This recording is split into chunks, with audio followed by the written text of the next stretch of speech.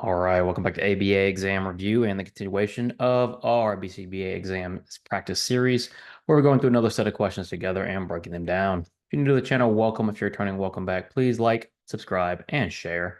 Check out behavioranalyst.study.com for all of our study materials, including our combo pack. When you pass your exam, let us know so we can include you in the Sunday shout out. Work hard, study hard. Let's get going. Brennan wants to evaluate the impact of a reading intervention on 3 students, but due to scheduling constraints, the intervention is introduced to each student at different points in time, which disallows overlapping baselines, but baseline is collected for each student before intervention. What type of research design is the analyst using? So we have an experimental design question, and we have to think a little bit about this one. All right, what do we know so far? We know Brennan has 3 students, and he's going to evaluate the impact of a reading intervention on those students. So immediately we're going to start thinking multiple baseline, because when it's worded like that, we have one intervention and we're going to look at the effect on those 3 students. We're thinking multiple baseline. But due to scheduling constraints, the intervention is introduced to each student at different points in time, meaning we have not started the process of the baseline and intervention at the same time. So the intervention is introduced to each student at different points, and we don't have overlapping baselines. So we have 3 students all getting the intervention, and we're still collecting baseline. So what do we call that? Because typically with the multiple baseline, we're going to be taking baseline data on all 3 students, and we're going to have baselines overlapping one another. But we don't have that right now. It disallows overlapping baselines. What type of research design are we using? A concurrent multiple baseline design. A concurrent design is pretty typical, where we're taking baseline on all students at the same time and baselines are overlapping. In this case, it's not possible, meaning the baselines are non-concurrent. We're taking baselines at different points. It's disallowing the overlapping baseline due to the constraints. It isn't a reversal design because there's no reversals taking place, and it isn't a changing criterion design because we're looking at different students and we're focused on the effect of the intervention, and we're not looking at different criterion changes. What's occurring here is a non-concurrent multiple baseline design. Jones is searching for a new stove. He cooks a lot of pasta, which requires water to boil quickly. He asks the sales representative about each stove and how long it takes from turning the heat on to the water starting to boil. What is Jones asking about specifically? So let's think about what Jones is concerned with. He wants the stove and he cooks pasta. He needs the water to boil quickly.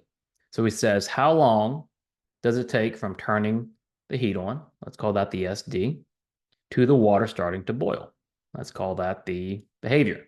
That's what you have to do in these applied questions, right? You have to convert these real world situations into ideas that are related to our terminology.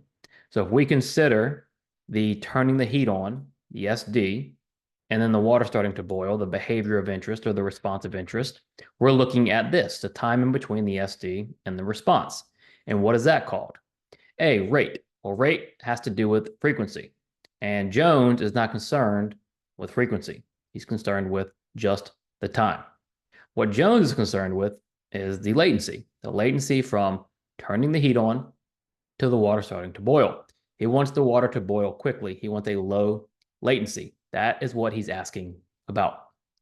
Duration is the length of a response. So maybe how long the water stays boiling, but not time in between. Inter-response time does measure time in between, but inter-response time measures time in between different responses. And again, we are converting the information given into ideas we can understand from our terminology. Jones is worried about the latency. He wants to know how long is it going to take from when I turn the heat on to the water starting to boil.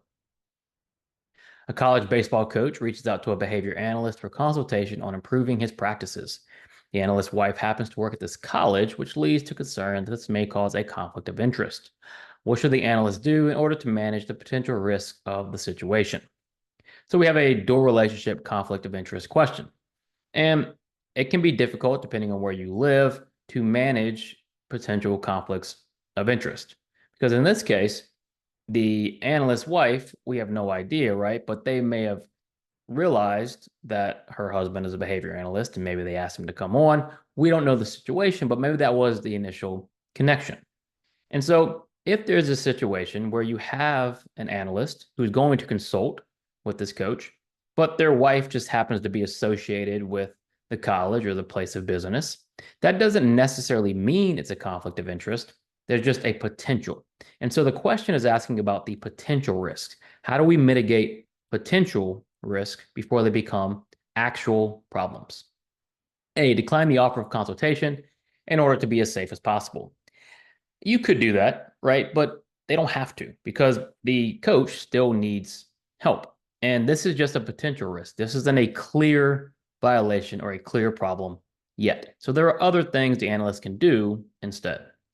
B, disclose the relationship, let all parties know, and plan for strategies to stay objective. Yes, as long as everybody is transparent, upfront about the situation, and you plan to avoid issues, that is what the analyst can do to manage the potential risk. That's just going to be better than A because we still want to provide the help to the coach, and it isn't a clear issue yet. C, provides services, but there is no need to disclose the relationship since the wife is not associated with the team. As analysts, we are ethically bound to be as honest and as forthcoming as possible. Attempting to hide that relationship is going to be much worse than just disclosing that it even exists. And then D, consult with the Behavior Analytics Certification Board on what approach to take. That is not their job. They're not going to give you advice either way. You, as the analyst, need to use your best judgment. If the analyst does disclose the relationship, lets all party knows, and plans for strategies to stay objective, but then things go wrong, well, at that point, the analyst can make a decision on whether or not to continue the consultation process. How would you distinguish an echoic from an interverbal if you're measuring verbal behavior? So the question is simply asking, what's the difference between an echoic and an interverbal? Because for verbal operants, you need to know a few things. You want to know what evokes the verbal operant, what reinforces it, and then is there point-to-point correspondence and formal similarity involved? So what's the difference between an echoic and an interverbal?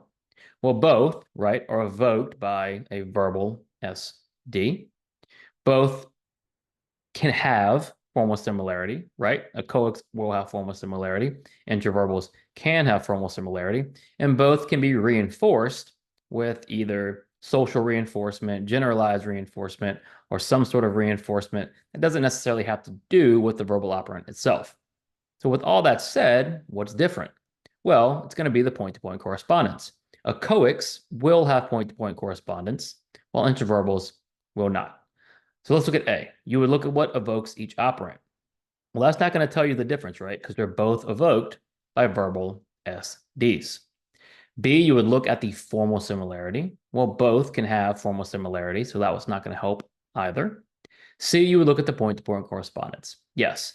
For instance, if I say, what's your name? And you say, what's your name? That's an echoic. It's point-to-point. If I say, what's your name? And you say, Daniel, that's an interverbal. There is no point-to-point. And then D, you would look at what reinforces each operant. Well, both can be reinforced by the same thing. So that's not necessarily going to tell you the answer either. So how are you going to distinguish an echoic from an interverbal? Well, you're going to look at the point-to-point correspondence between the two. A behavior analyst is collecting data on how often a student blurts out during class. The analyst wants to measure the exact number of times the behavior occurs in a 30-minute period. Which data collection method should the behavior analyst use to accurately measure the occurrence of the behavior? Very straightforward measurement question here. The analyst is trying to measure occurrence, and they're trying to figure out how often does a student blurt out during class. So when you hear that phrase, how often, you want to start thinking count, right? You want to start thinking frequency, you want to start thinking rate. And the analyst wants the exact number of times the behavior occurs. So we need an exact amount of how often the behavior occurs in 30 minutes. What data collection method should they use? A, duration. Duration is not going to give you an exact count. It's going to give you time. B, frequency, however, will give you that exact number, and it's exactly what we're looking for, right? We're looking for the count. And then interval recording is not going to give us an exact number. Interval recording is a strategy, right? It's the strategy we're using with our measurement. Latency recording is what we talked about a little earlier, time in between. Again, measuring time, not what we're looking for. We're looking to measure the number. So therefore, we are looking to measure frequency. On these measurement questions, if you identify first, if you're measuring an amount, if you're measuring time, if you're measuring time in between, that's going to really narrow down potential answer choices. Thanks for watching. Check out behavioranalyststudy.com for all of our study materials. Be sure to subscribe. When you pass your exam, let us know so we can include you in the Sunday shout out. Work hard, study hard. We'll see you soon.